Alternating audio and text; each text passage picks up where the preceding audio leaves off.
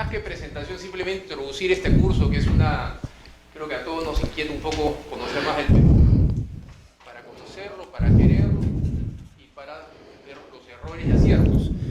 Julio es un gran amigo, su presentación es, creo que es esa nomás, pues no quiero presentarte con los lugares que has estado, los títulos y todas esas cosas que entre amigos... Yo diría que somos amigos gracias a un amigo común. Este señor me correteó por todo Lima. Y yo era reacio, yo era muy reacio a cualquier reunión que fuese las tardes. Y este señor, con una insistencia y una perseverancia digna de mejor causa de repente, me llevó a su casa y ahí conocí a ustedes. Y desde entonces me quedé. He estado en Los Ángeles, California, y he estado siempre pegados a los odálites, ¿no? Sí, unas reuniones en Los Ángeles, iba Pepe Ambrosí de Denver, sí. iba Jorge Luna, ¿te acuerdas? Me contaste también. Me hizo Luna. Y bueno, y nosotros estamos de verdad muy contentos, Julio, de poder reunir un grupo interesado, que literalmente estamos interesados en escuchar un poco y aprender de lo que puedas decirnos. ¿Ok? Mil gracias, mil gracias. Hecha la introducción, les voy a decir a ustedes quién soy yo y quién no soy. En primer lugar, no soy un catedrático de historia del Perú, no soy un intelectual, digamos, especialista, soy simplemente un lector ávido de la historia de nuestro país. Quizás esa afición por la historia del Perú me haya nacido porque desde que tuve, antes de nacer, en realidad cuando estaba concebido por mi madre, comencé a dar viajes por el mundo entero. Y de mis 75 años de edad, solamente he vivido en el Perú quizás 20. El resto lo he pasado como hijo de mi padre y como diplomático peruano en los 4 continentes de este mundo. He servido en Asia, he servido en Europa, en todas partes de Europa casi, el norte de Europa, sur de Europa, he servido en Estados Unidos, he servido en toda América, casi gran parte de América Latina, en Chile, en Uruguay, en Venezuela, he vivido en Colombia muchos años. En fin, y todo ese periplo americano me despertó por mí una inquietud por saber qué cosa era mi país, porque yo comparaba con Colombia, con Chile, con Uruguay, ¿por qué el Perú es como es? ¿De dónde sale la problemática peruana, que es casi única, que ha hecho que el Perú sea así? Y bueno, me adentré en la historia del Perú poco a poco. Basadre, Rivagüero, Enrique Chillo Soto y algunos otros intelectuales, y fui encontrando respuestas. Respuestas que satisfacían a mi curiosidad, a mi inquietud, porque realmente uno como peruano estudia su pasado, sus raíces, y tengo que decirlo, cada vez que se va penetrando más, vamos encontrando una historia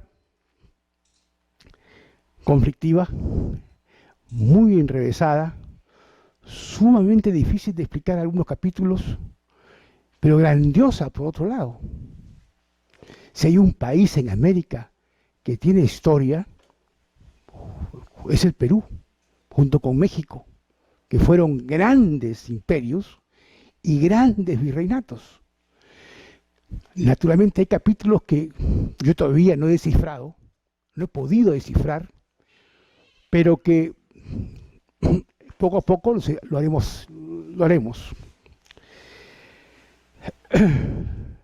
Quiero comenzar por decir que en mi opinión, yo hablo por mí mismo, el Perú no es un país, es un pequeño continente formado por una serie de naciones con idiomas diferentes, razas diferentes, religiones diferentes.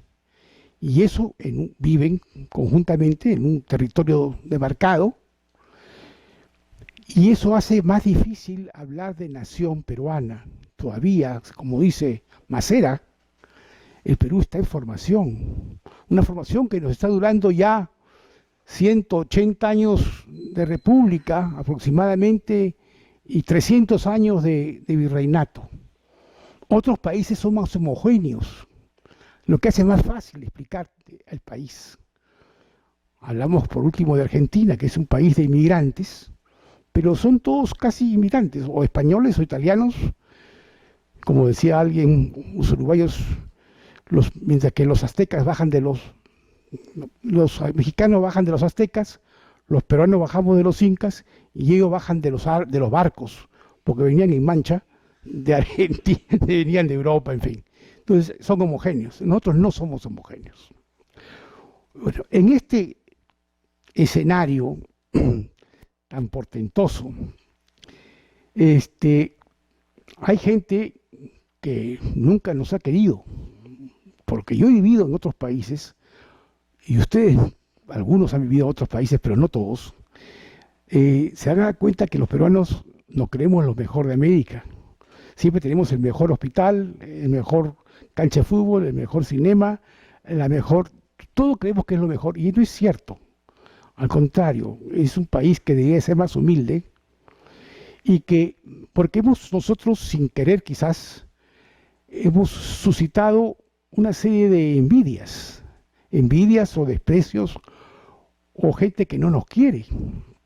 Y nos han acusado de ser cobardes, nos han acusado de no involucrarnos en nuestra propia independencia. Nos han acusado de que han tenido que forzarnos desde el extranjero a ser libres, porque estábamos felices con la bota extranjera en el cuello. Que hemos sido cobardes y flojos para la pelea. Son acusaciones muy graves, sobre todo para un hombre que es peruano y que tiene familia y que tiene pundonor. Entonces, vamos a comenzar, antes de entrar a la historia del Perú, dicho propiamente, por dilucidar estas acusaciones y ver que son absolutamente falsas. Si hay un país que ha peleado, si hay un país, una nación en formación, que ha mojado la tierra con su sangre de sus hijos, si hay un país que se ha fajado por la independencia, ese es el Perú. Ese es el Perú. Y refutando a estos señores, yo les pregunto a cualquiera de ellos, ¿quién tuvo a los pocos meses de la conquista, llámese de México o de Colombia, una sublevación indígena que puso a los conquistadores al borde de largarse del país? En 1530, a los pocos meses de la muerte de Atahualpa, del asesinato de Atahualpa por los españoles, los conquistadores llegan al Cusco y en muy buenos términos tratan de conquistar por el corazón a los indígenas allá residentes, con la intención, pues, naturalmente, de llevarse el oro que sobraba. Pasan los meses y estos ángeles españoles se convierten después en unos monstruos que suscita una sublevación de Manco Inca. Manco Inca, a los pocos meses de haber desembarcado los españoles, levanta a las panacas, a diferentes panacas y tropas incaicas que estaban dispersas por el país, y comienza una guerra mortal contra el español, que hace que el español se refugie en Lima y los que se quedan en Cusco mueren muchísimos. Eso echa por tierra, primero, esa idea de que la conquista del Perú fue facilita, que como 134 españoles con 30 caballos, 4 perros de guerra y 20 negros conquistaron a las mejores tropas seleccionadas del imperio incaico. Eso no fue cierto. Es verdad que murieron muchísimos allí, pero la lucha comenzó con esa masacre española. Comenzó y se formó después lo que se llamaron los incas de Vilcabamba. Vilcabamba es una ciudad escondida en las cumbres cusqueñas, donde se refugia esta gente con estas tropas y paulatinamente van destruyendo a uno por uno de los españoles, van asesinándolos. Aprenden que el caballo no es un animal rarísimo, sino que es un animal como cualquier otro. Los esperan a subidas de las quebradas cercanas al Cusco, degüellan primero al caballo y después degüellan al jinete. Lo cierto es que estuvieron a punto de ganar la guerra. Los españoles recibieron refuerzos y terminaron con los incas de Vilcabamba, pero hubo una sublevación, hubo una guerra. Los huiracochas no fueron tan suaves, no fueron tan buenos, ni fueron tan mansos. Fueron guerreros brutales.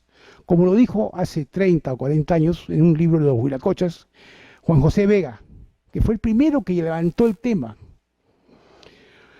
Esa fue la primera sublevación. ¿Qué país tuvo una sublevación indígena en 1530 y 32, 33? Ninguno. Ninguno. El Perú sí la tuvo. Fuimos bravos desde el principio. Luego de eso, vino un señor Tupac Amaru, José Gabriel Condorcanqui, que asume el nombre del último inca de Vilcabamba. Tupac Amaru se subleva contra el imperio. Unos dicen que no es contra el imperio español, sino es contra el virrey en Lima por un tema de impuestos. Eso puede ser cierto, pero lo cierto es que se sublevó y que no quería ver a un español más por los abusos que cometían, por la minta, por el maltrato a sus mujeres, por el abuso con ellas.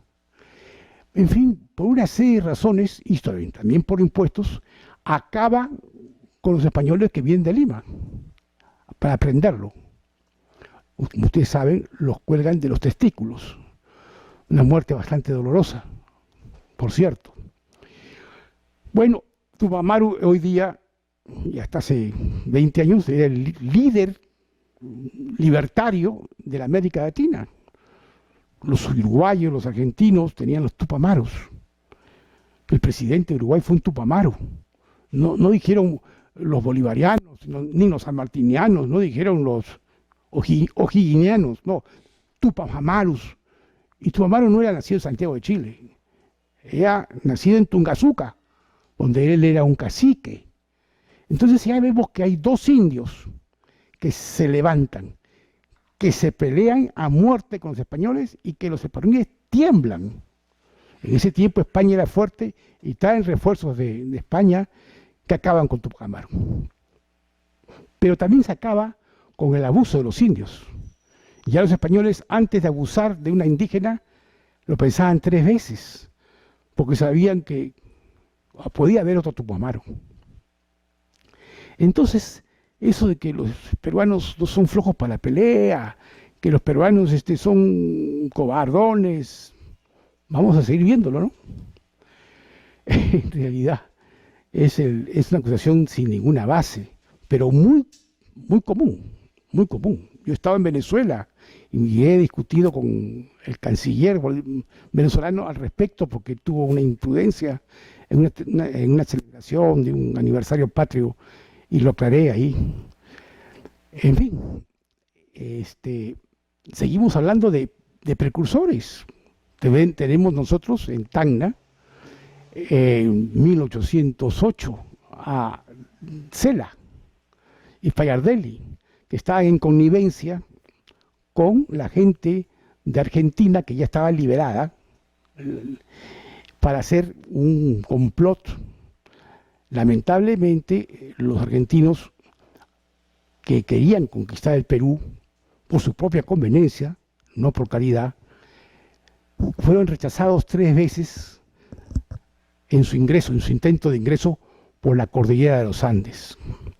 Cuando los argentinos, no hablamos de argentinos, hablemos de los ciudadanos de las Provincias Unidas del Río de la Plata, derrotan a los españoles que estaban acantonados en Uruguay, intentan entrar por Cuyo y después por la serranía, que hoy día son la frontera con Bolivia. Y se encuentran con que los ejércitos realistas, formados en un 90% por peruanos, le dan una pateadura feroz. San Martín tiene que volver grupas e irse nuevamente a los llanos de Argentina. Después vienen dos expediciones muy fuertes. Balcárcel, una de ellas, y la otra es de Porredón. Y también tienen que irse, porque se encuentran con un ejército realista comandado por el conde de Huaqui. El conde de Huaqui es un arequipeño que con 10.000 soldados peruanos bajo la bandera realista derrota a los argentinos. Luego viene la tercera intento y se encuentran con otro general peruano que se llama Pío Tristán, que también los derrota. Entonces, convencido San Martín que la independencia de las provincias unidas del Río de la Plata no podían ser independientes realmente si no conquistaban el Perú y no se podía entrar por las serranías de los Andes, es que recién piensan en Chile, una capitanía general cercana a Argentina, para hacer lo que se llama en estrategia militar un movimiento de envolvimiento, ¿no es cierto? Se proponen conquistar Chile o liberar a Chile, y este hombre con 140 soldados se estaciona en Cuyo, Mendoza, organiza lo que sería después un ejército de 5.000 hombres, atraviesa el paso de los Andes, emulando a Napoleón y a Aníbal, un paso que ya de por sí eso es heroico. Si ustedes lo han visto hoy día, es macabro. ¿Cómo sería en esa época con el frío? San Martín se ocupa de que haya balas, de que haya herradura para los caballos, de que haya comida para las tropas, de que haya bayonetas, que haya sables, porque el hombre hacía todo. Eran muy pocos. Hasta que después prende la llama a la independencia y son 5.000 que bajan a Chile, y en Chile hay una campaña en que ganan en Chacabuco. En Chacabuco ganan en el año, ya estamos hablando del año 1816.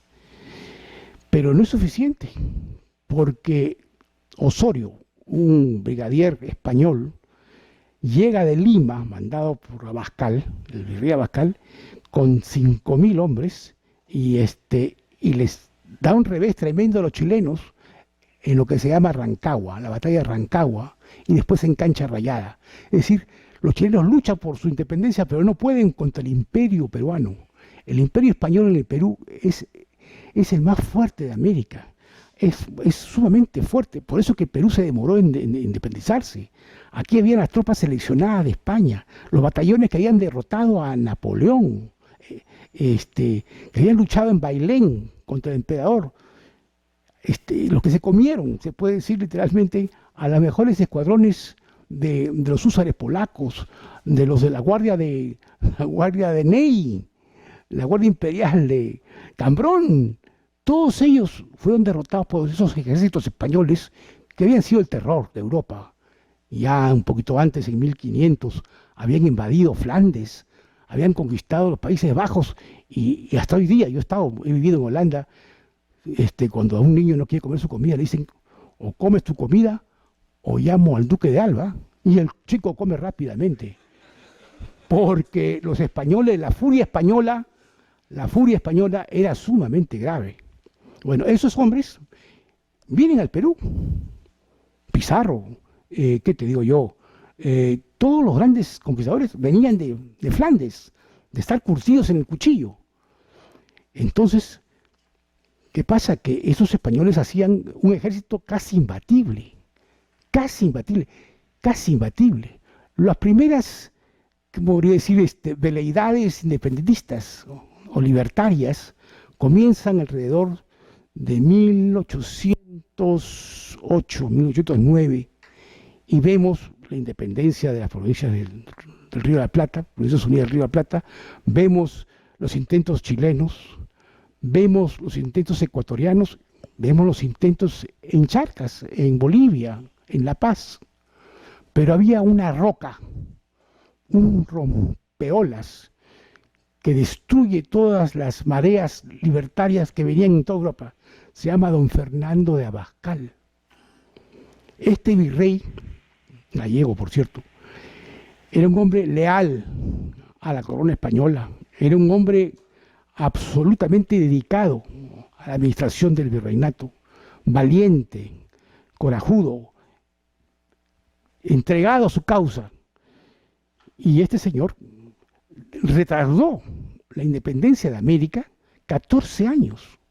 Fueron 14 años en que con los ejércitos peruanos, entre comillas, de gente peruana, y dicen que no somos luchadores, derrotamos a los argentinos, a los chilenos, a los ecuatorianos, a todas las intentonas libertarias que había en América Latina, con generales, con coroneles, con comandantes peruanos, Santa Cruz, Lamar, Gamarra, y you mentioned it, Castilla, todos ellos eran de la oficialidad española, realista. Entonces, lo que estoy tratando de decir es que si hay un país que ha peleado en ambos bandos, ese es el Perú. Alguien muy inteligente que se llama Basadre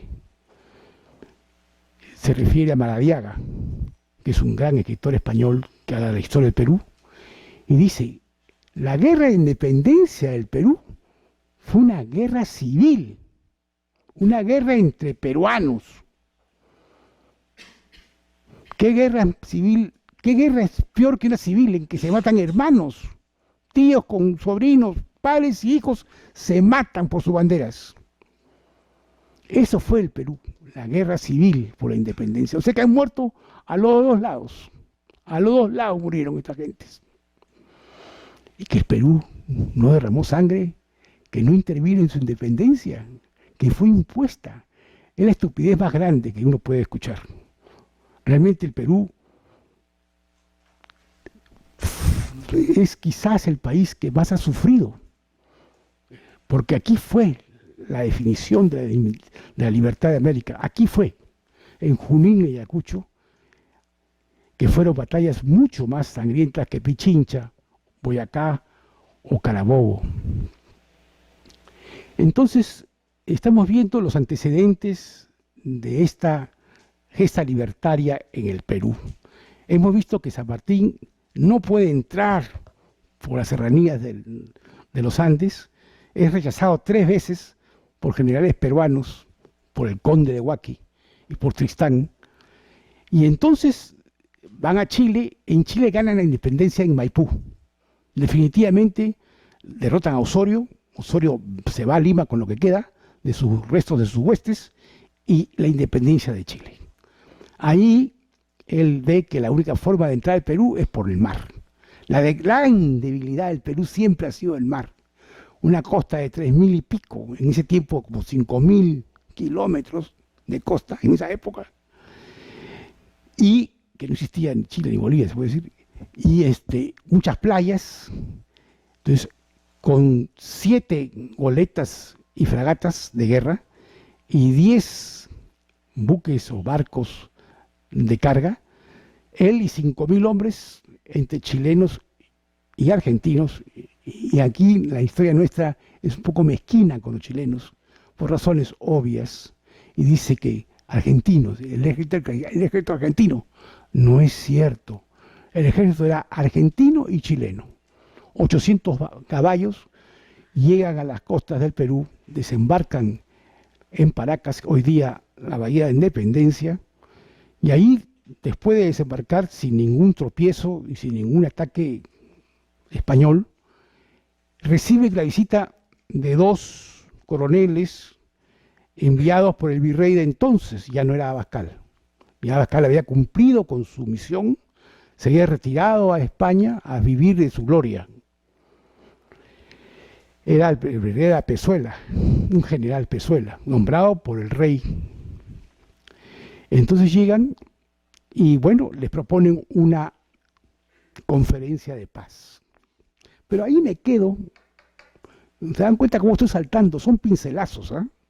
De una gran fotografía, de un gran cuadro, que después se van a resumir para entender la guerra con el Perú, la guerra de independencia. Hay personas que creen que la independencia del Perú se gestó internamente y que fue un acto de coraje de los nacionales.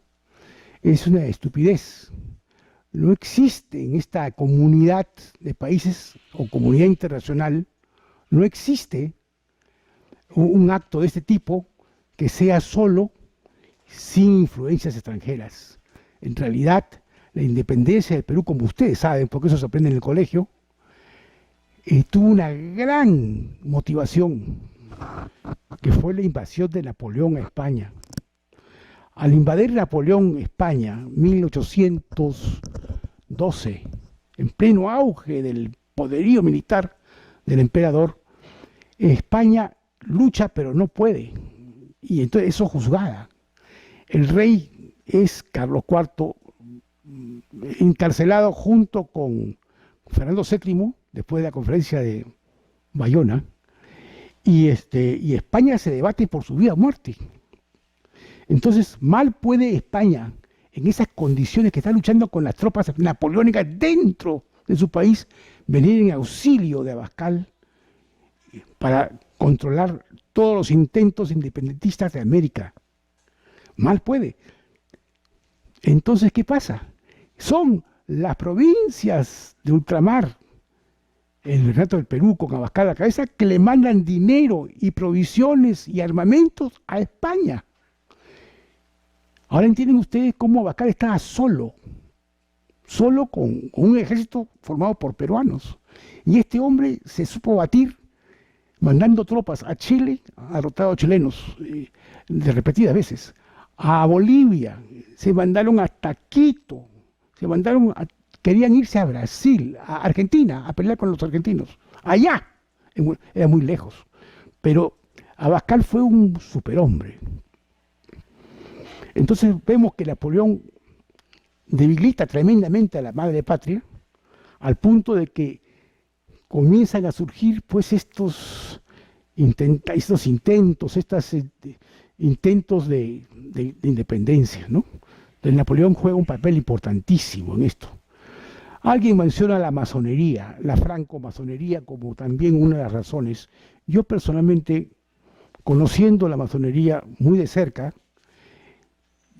posiblemente en esa época efectivamente era un grupo de personas importantes que tenía influencias internacionales. San Martín, Bolívar, todos los grandes hombres de la independencia fueron francomasones. Eran anticlericales, por eso la Iglesia los excluye, los ataca. ¿Por qué? Porque los masones veían en la Iglesia al Estado, en este caso español. La Iglesia y el Estado eran casi una misma cosa. En Francia veíamos cómo el primer ministro, que era el que gobernaba el país, no era el rey, era o Richelieu, un cardenal, o Mazarino, otro cardenal. Entonces, naturalmente, ellos se lanzan contra el Estado, contra el establishment, y ahí está la Iglesia. Pero lo que me han explicado ellos en varias oportunidades es que ellos no tenían nada personal contra la Iglesia. Es más, ellos respetaban a Dios. En fin, la Iglesia los ataca duramente. Yo cuando estaba en el colegio estaba prohibido leer los libros del Índex. El Índex era una lista de libros prohibidos en la cual yo no pude leer Papini. Papini estaba ahí y muchos más, ¿no? Porque eran francomasones. Eso ha acabado, porque se ha acabado la masonería hoy día casi es inexistente. Ha dejado de ser un problema, ha dejado de ser una amenaza. Uno va a una de estas logias que tienen y es para llorar, ¿no? No es un movimiento en vida. En Los Ángeles, California, que fue una de las masonerías más grandes que había en Estados Unidos, pasas por ahí y no te das cuenta. No hay una persona que está cerradas. En fin. Pero sí tuvo un papel importante la francomasonería en la independencia de América Latina. Especialmente cuando ellos venían a América, si tenemos el mapa de América del Sur y tenemos aquí a Europa Ellos bajaban ¿a dónde? Directamente, a Venezuela. ¿Y qué traían? Traían libros de los grandes pensadores franceses. Y traían la igualdad, la fraternidad, ¿no es cierto? Las ideas nuevas, jóvenes, de estos pensadores como Montesquieu, Rousseau, los enciclopedistas. Y ellos se nutrían de esta información que a ellos nunca llegaba. El Perú no llegaba jamás porque había los Andes. Entonces, ir a dar la vuelta por el Cabo de Hornos para traer libros a Lima, imposible. Y eso explica por qué Venezuela, siendo una capitanía general de última, lejos de todo, el petróleo no tenía valor, produce hombres como Miranda, que es un portento en la historia mundial. Es el único latinoamericano que figura en el Arco del Triunfo en París, en Champs-Élysées, porque él fue general del ejército napoleónico. Miranda, gran hombre, inteligentísimo. Bolívar, Córdoba, es decir, una cantidad de héroes, una constelación de estrellas. ¿Y por qué el Perú, que era una potencia intelectualmente hablando, la primera Universidad de América, no produjo esa cantidad de hombres, de armas y de letras que produjo Venezuela? Bello, Andrés Bello. Porque ellos estaban frente a Europa y los francomasones traían libros que llegaban. Y como no había mucho control, porque el imperio español no tenía tantas tropas ahí, no le daba importancia, era una colonia de tercera categoría. Acá había Inquisición, aquí había una policía tremenda. Bueno, asiento, caballero.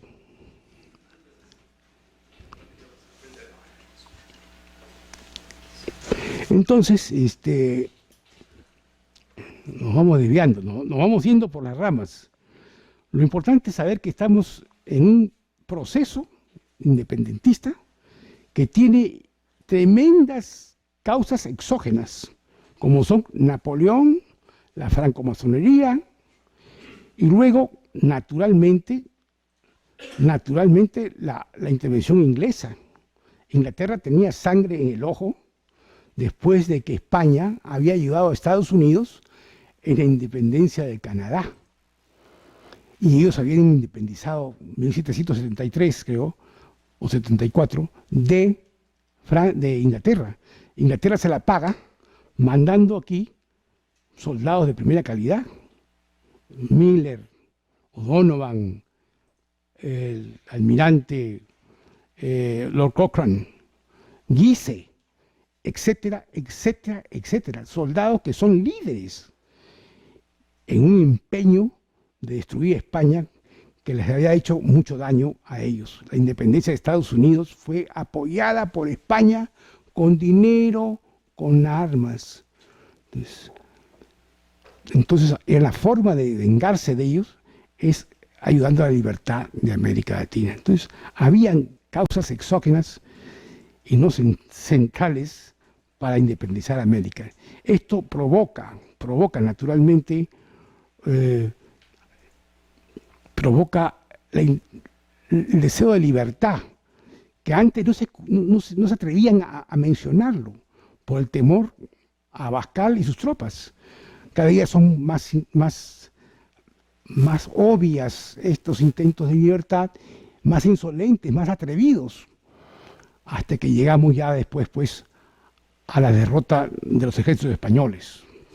Entonces es un proceso por el cual estamos ya viendo cómo San Martín llega a Paracas con 5.000 hombres argentinos, chilenos, 800 caballos, se encuentra con 2 emisarios del virrey Pezuela, que los invitan a una conferencia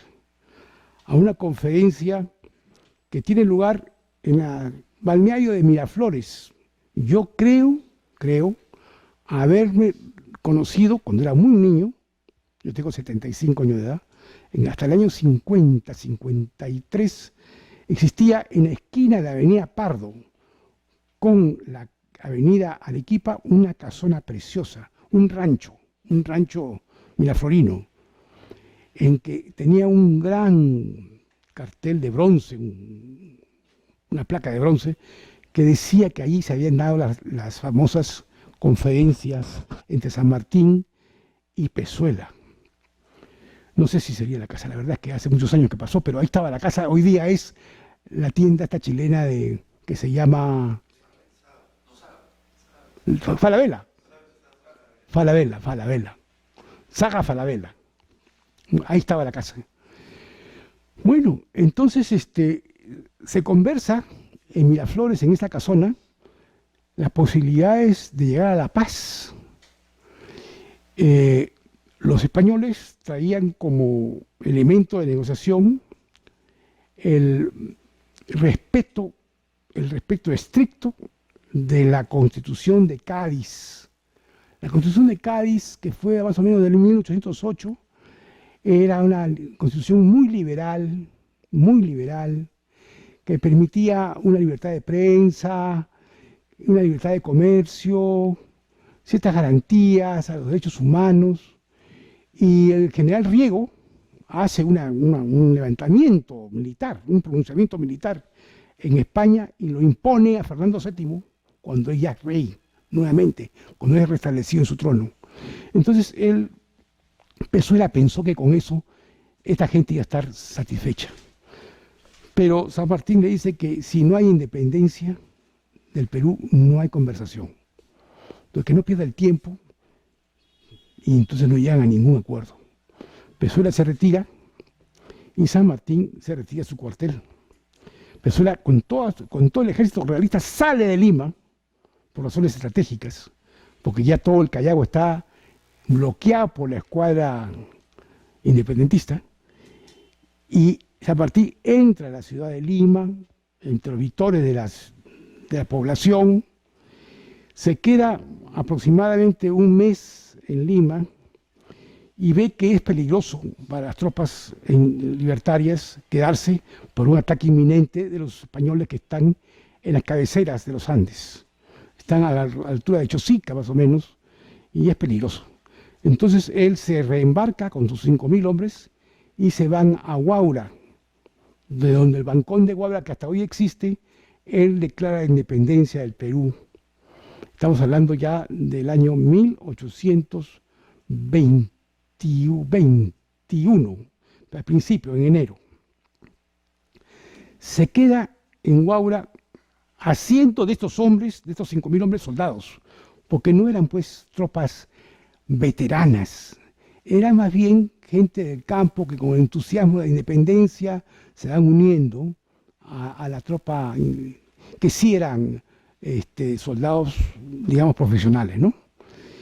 Y se quedan allí hasta que pasan nuevamente a Lima, y los españoles nuevamente se retiran. Es una guerra de movimientos, es una guerra de propaganda, es una guerra que tuvo muy buenos resultados, porque en medio de estos movimientos estratégicos no hay un balazo, no hay un sablazo, no hay nada. San Martín ordena al general Álvarez de Arenales, argentino, que con 1.000 hombres se vaya a lo que se llamó la expedición de intermedios. Van a Ica, de Ica suben a la Sierra de Perú, suben a Tarma, de Tarma pasan a Jauja, de Jauja a Huancavelica. Imagínense ustedes esos trotes de esta gente. Ese es el soldado peruano también. Es un hombre que no duerme, no come muy poco, muy magro, es muy austero, es muy duro. Es un soldado que pasa los desiertos y de ahí sube a las cumbres nevadas. Y todo esto con una paga pésima y en condiciones que ningún soldado aguantaba. El soldado peruano en la independencia tiene un rol pero importantísimo. Tanto el independentista como el realista. Los dos son peruanos.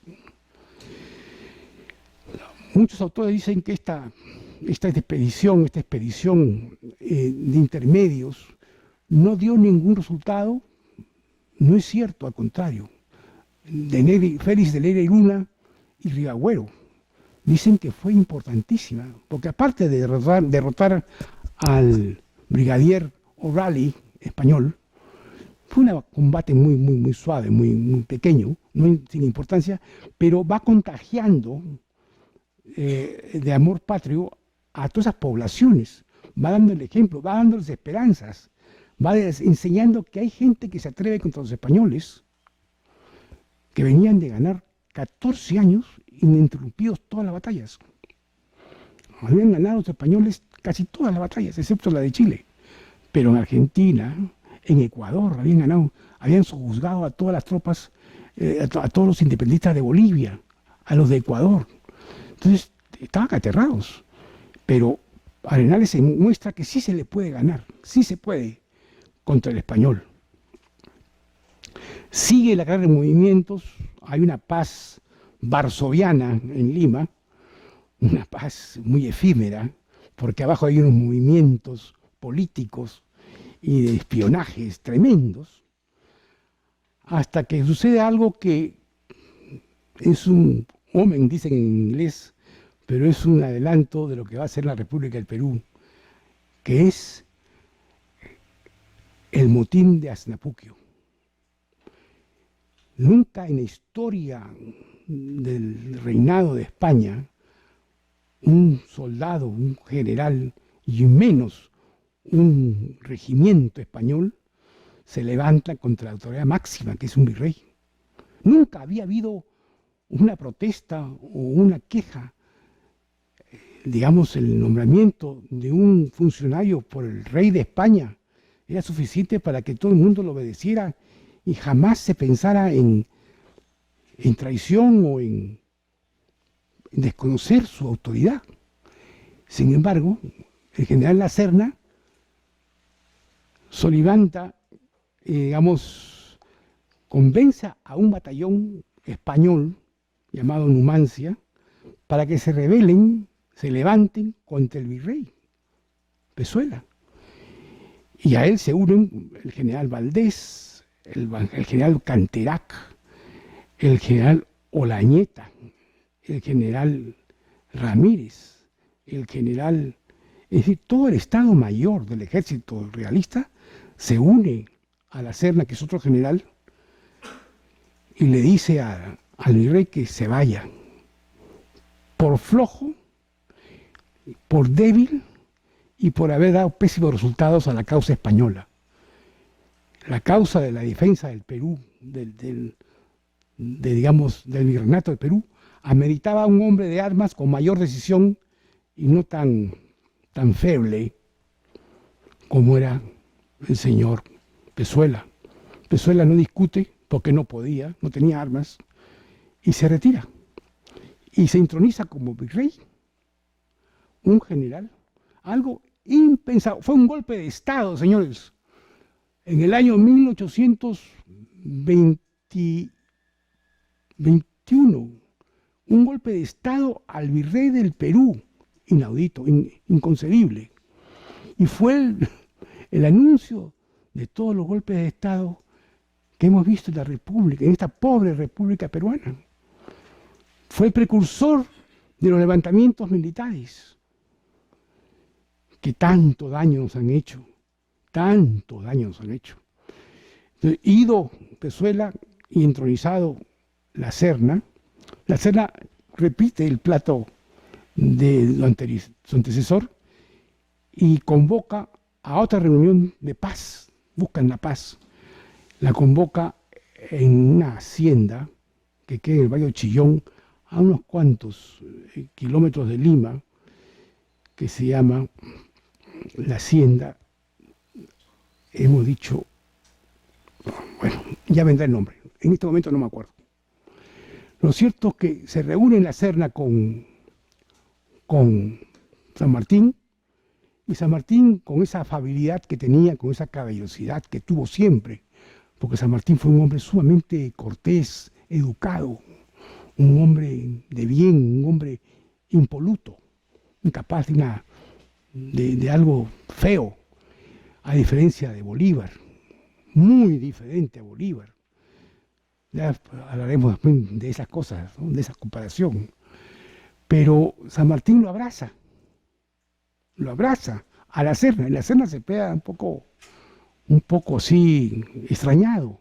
Eso lo cuenta Arrau, que es un funcionario, un alto funcionario español, lo cuenta en sus memorias, que se queda así un poco sorprendido. Y le dice San Martín, he venido aquí a buscar la paz que usted quiere, que usted desea. Pero hablemos de paz y hablemos también de quién gobernaría el Perú. La idea nuestra es traer a un infante de la corona española, un Borbón, para que rija los destinos del Perú, pero en una monarquía constitucional. La Serna recibe esta información con mucho escepticismo, porque él creía que era una maña de guerra, que era para dilatar el tiempo de las batallas y ganar tiempo, cosa que se hace con mucha frecuencia. Y si no, pregúntenle a Hitler o a Ribbentrop con el ruso Molotov, en fin, es ganar tiempo. Entonces,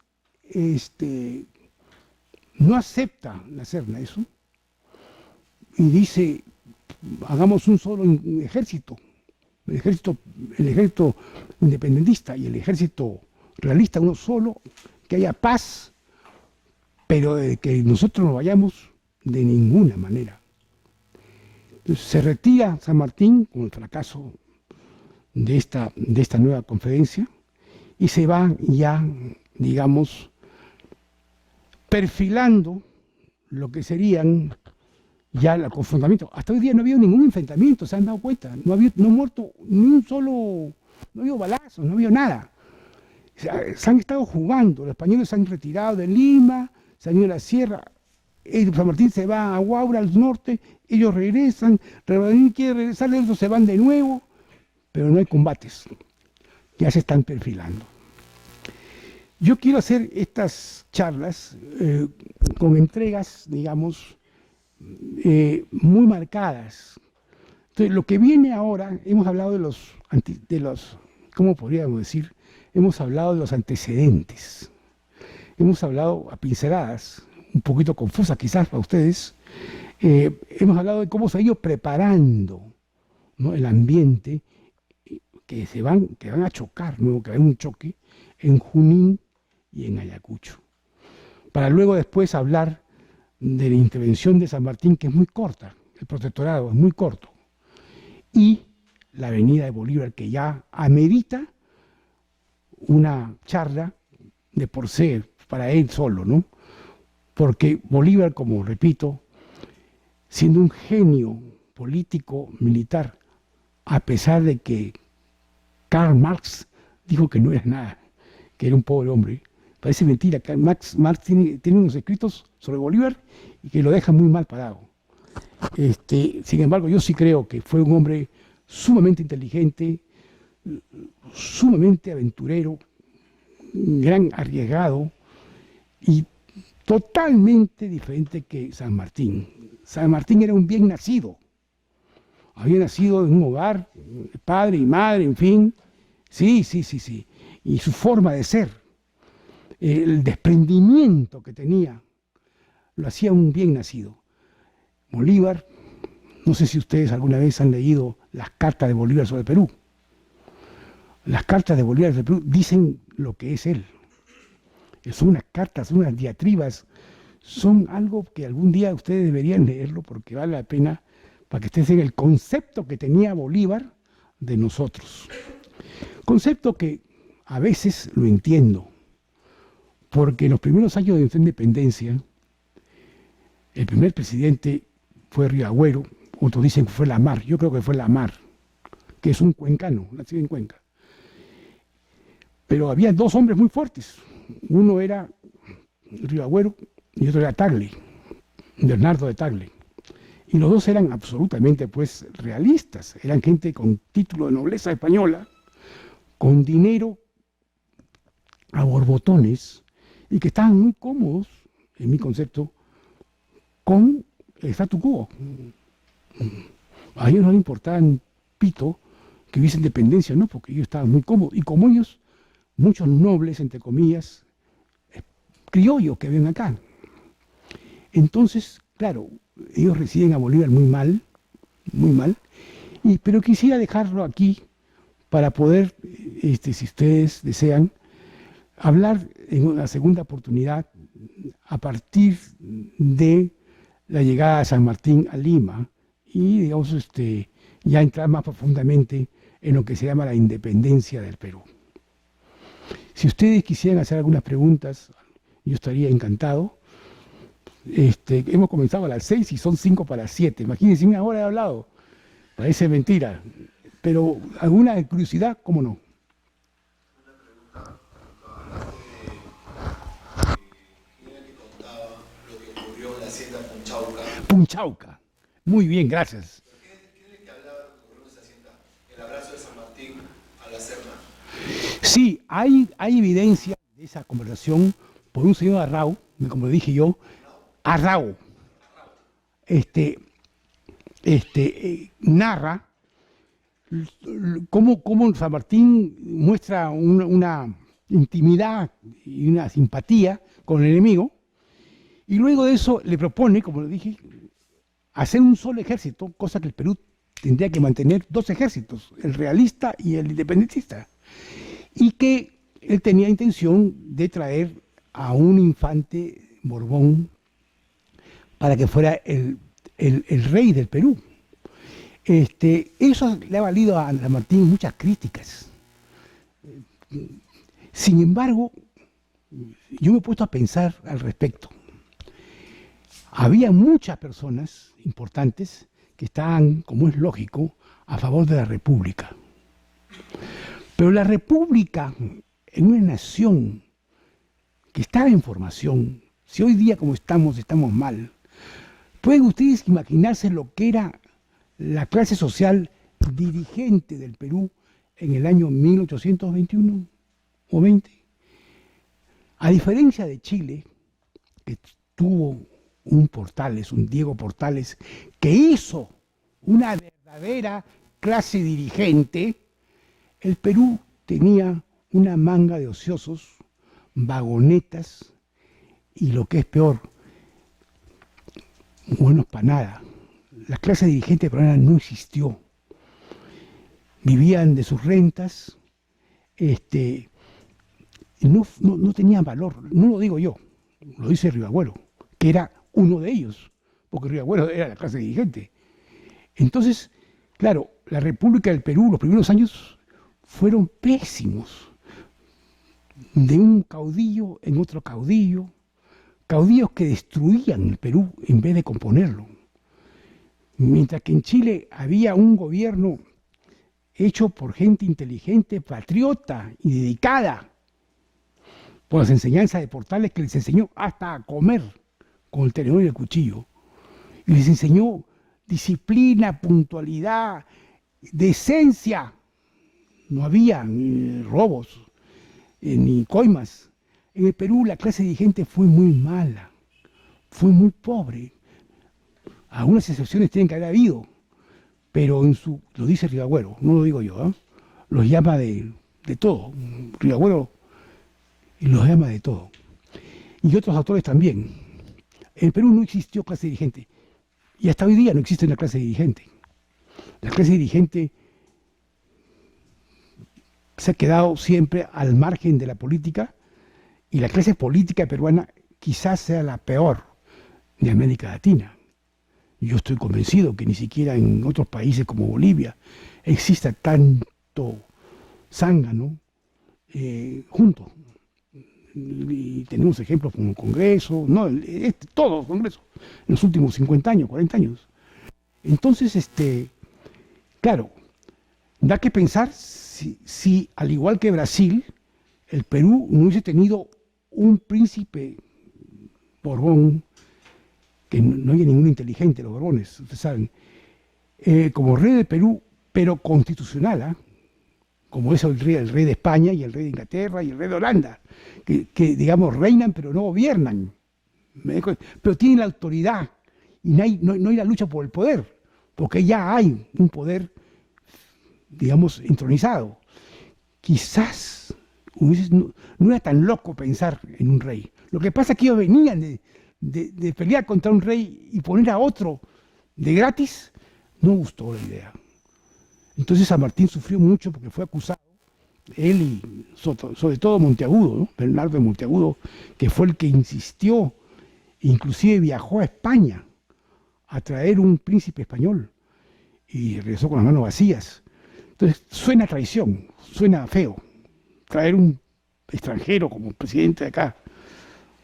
Sin embargo, si analizamos seriamente, quizás hubiese sido una gran solución. En Brasil, por ejemplo, tuvieron el imperio de Braganza, ¿no? Don Pedro Braganza se quedó temporalmente, se quedó 50 años, 50 años rigiendo el Brasil y la república, el nacimiento de la República Brasileña es mucho más ordenada, es mucho más positiva. Esto fue un pandemonio. Esto fue un pandemonio de generales que duraron 6 meses en el gobierno. Y no hay un peruano que le pueda decir la lista de todos los presidentes del Perú del año 1821 o 24 al año 1950. No existe, porque hay una cantidad de presidentes que duraban 4 meses, 6 meses, 8 meses, un año. ¿Mm? ¿Qué digo? Horas. También duraban, algunos que duraban Horas. Uno que estuvo, Pacay, Ocampo, sí, San Vanessa Ocampo, creo que fue. Agarró, lo pusieron preso. Oye, ¿tú eres presidente? Le pusieron la balda.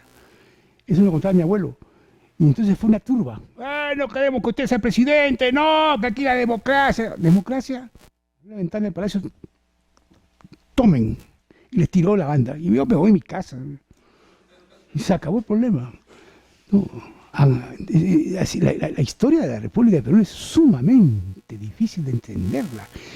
Y cuando nos preguntamos qué cosa hizo que el Perú sea como es hoy día, quizás la respuesta esté en el militarismo y en los golpes de Estado de los militares que destruyeron al país.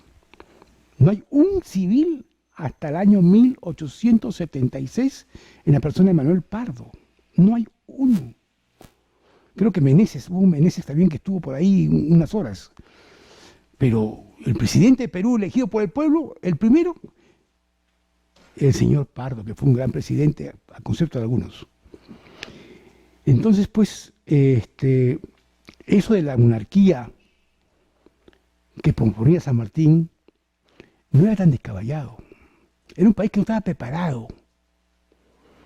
No estaba preparado para asumir maduramente su responsabilidad como país. Cosa que Chile sí estaba.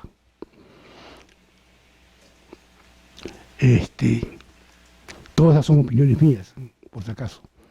Hay gente que puede decir otras cosas, sí.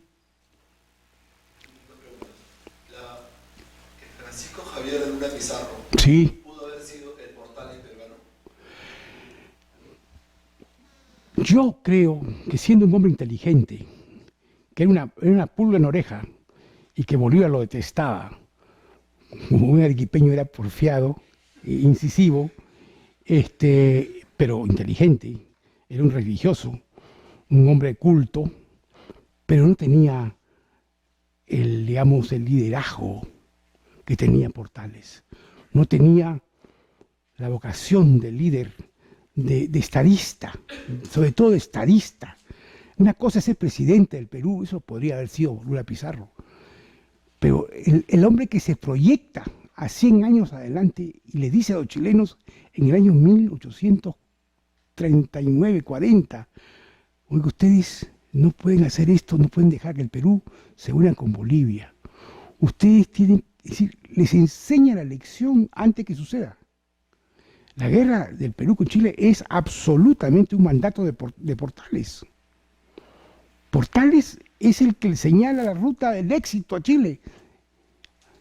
Un hombre que es extraordinario, Portales. Les enseñó a comer, les enseñó a caminar, a sentarse. Estaba en todo. Un hombre dedicado al gobierno en todo. Fue asesinado. Como resultado fue asesinado. Vivió en el Perú. Aquí comió. Aquí hizo dinero. Estuvo antes de estar en Chile. Tenía una compañía que se llamaba Portales y Sea. que estaba en lo que se llama Platero de San Agustín, y exportaba e importaba, le fue bien. Ni siquiera por eso. Él siempre vio al norte como el enemigo.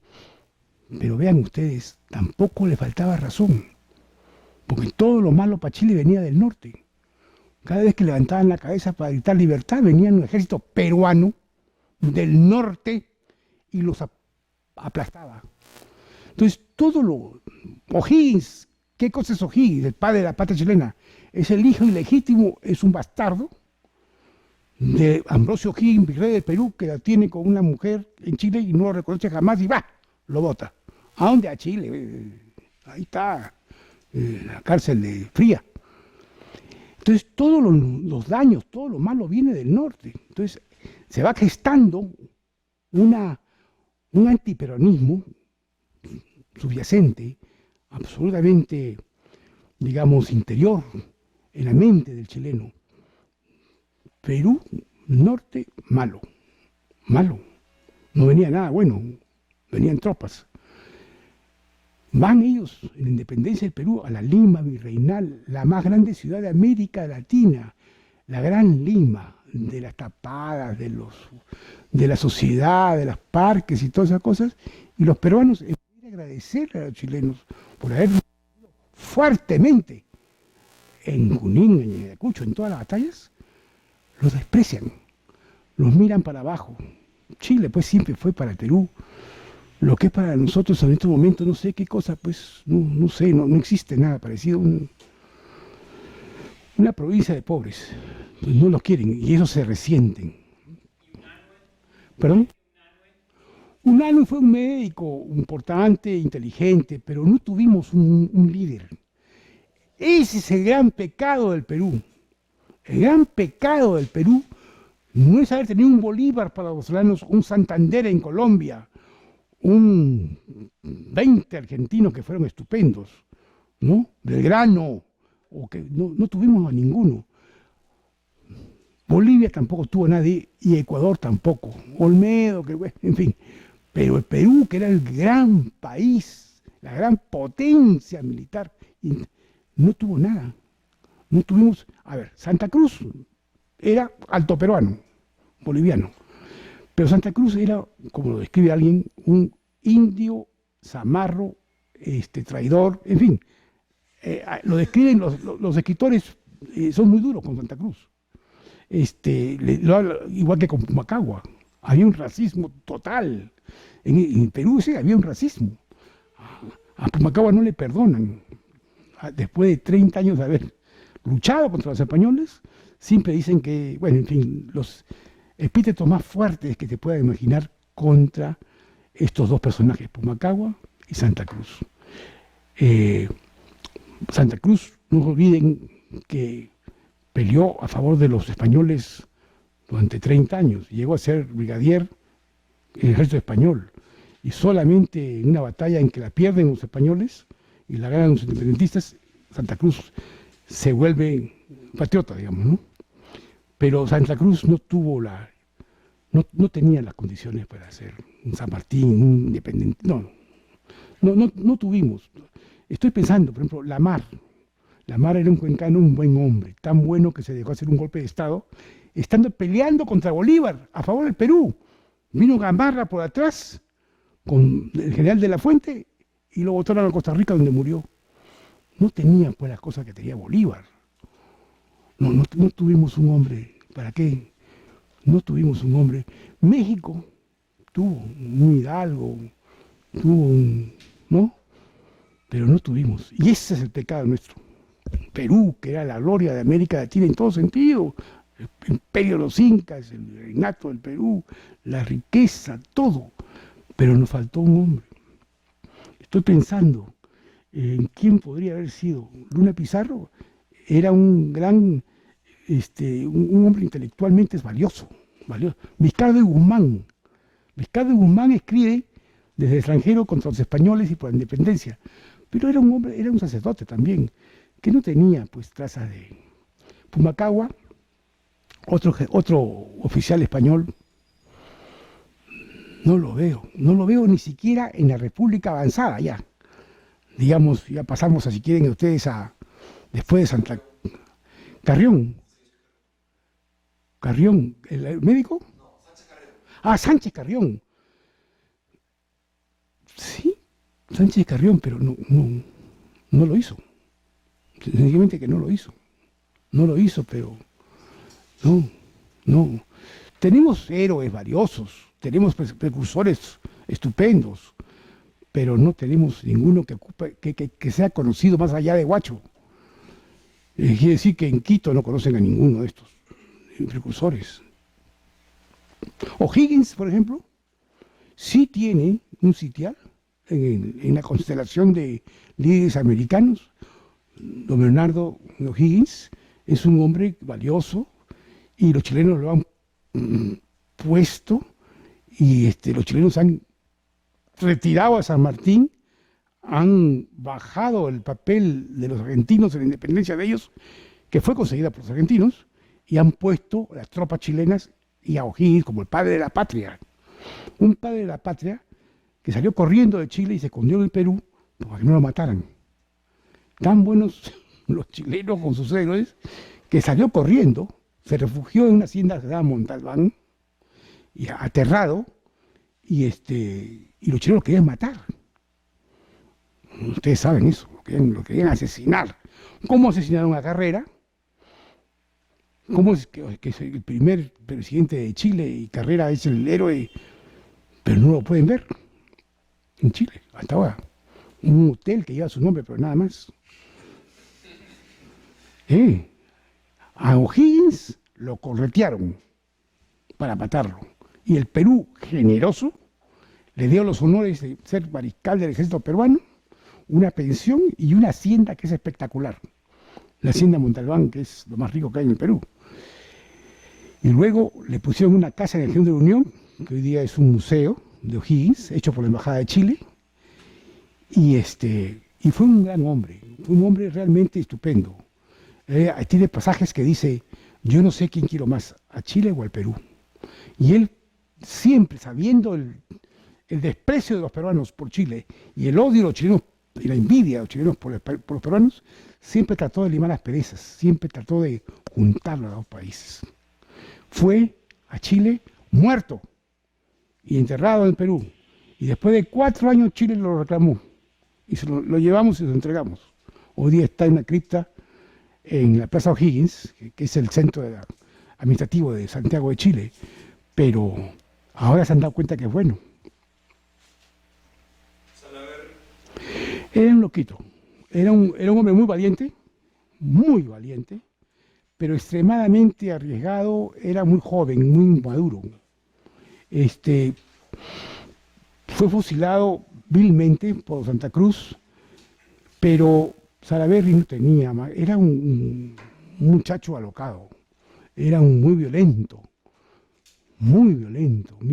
y no tenía concepto de futuro para el país. Era un militar valeroso, pero nada más, para estar entre las... No, para eso se requiere mucho más. Para eso se requiere visión de futuro. Salaverry no tenía eso. Salaverry lo que tenía era coraje para agarrarse a puñetes con cualquiera. Pero aparte de eso no lo veo yo como un líder, ni siquiera militar para... No. Gamarra pudo ser, pero no lo fue. Gamarra, primeramente que era un saco largo, porque su mujer lo mangoneaba como quería. La mujer, la mariscala, lo mangoneaba, que daba miedo. 1, 2, le dio un golpe de Estado a Lamarque, presidente de Perú, en plena batalla de Tarqui, cuando las tropas peruanas estaban peleando con las bolivarianas en el portete de Tarqui, y estábamos peleando la independencia del Perú y el honor del Perú. Viene Gamarra con De la Fuente y le dan un golpe de Estado. Eso sí, no puedo ni hablar más.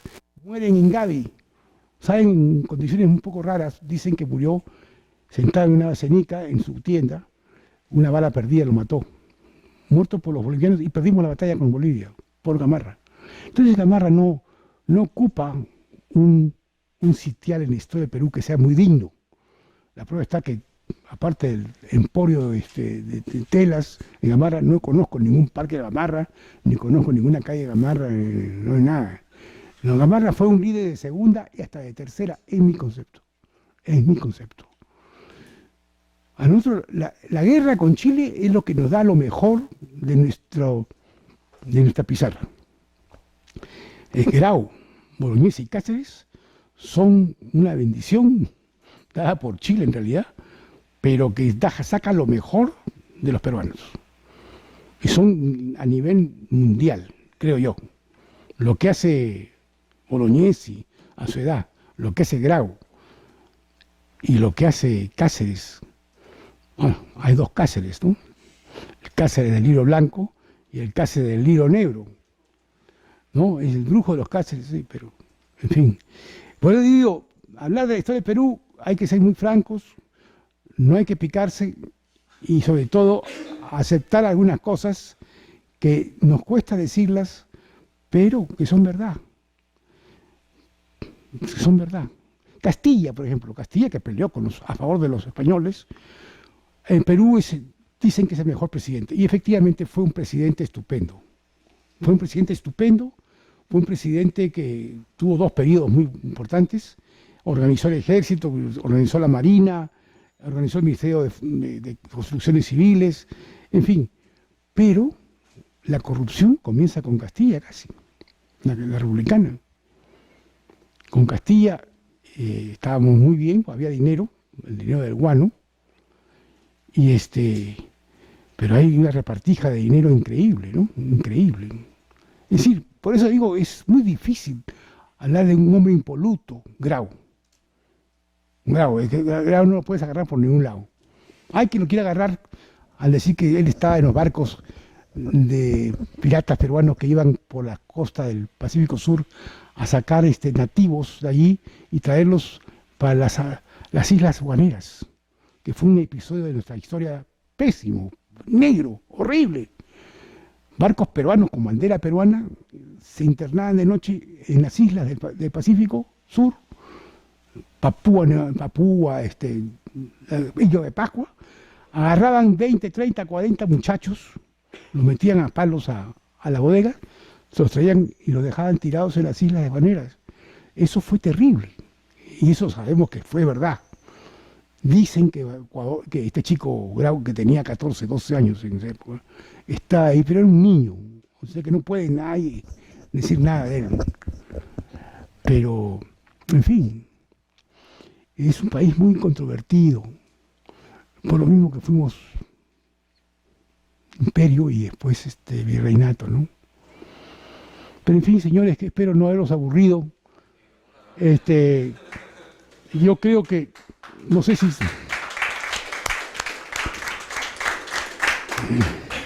La próxima vez, si quieren, voy a entrar después ya a otro capítulo que va a ir con Bolívar y San Martín, hasta más o menos, Balta, podría ser rápidamente, y luego la guerra con Chile, que es un episodio que en mi concepto amerita toda una tarde, ya más de 1 hora y media, porque eso sí que es lo importante, porque forma nuestra idiosincrasia. La idiosincrasia del peruano, mía, tuya, todo, tiene algo que ver con eso, obligatoriamente. Y de ahí perdimos la oportunidad de ser un gran país. Pero en fin,